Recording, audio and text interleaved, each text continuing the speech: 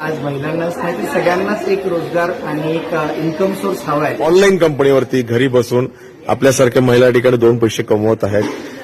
पहिल्या ठिकाणी जिल्ह्यातून महिला आलेल्या होत्या. किती इन्कम घेतात आणि किती महिला या ठिकाणी आहेत?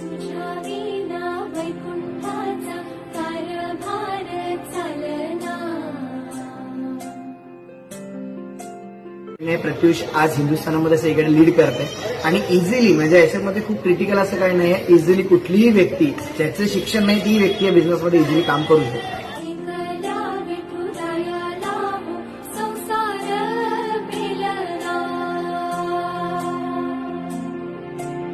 फ्लिपकार्ट झाले असे बऱ्याचशा कंपन्या आहेत त्याच्यामध्ये आपण ऑनलाईन शॉपिंग न करताना आपण प्रत्युष फॅमिलीमधून खरेदी करू शकतो.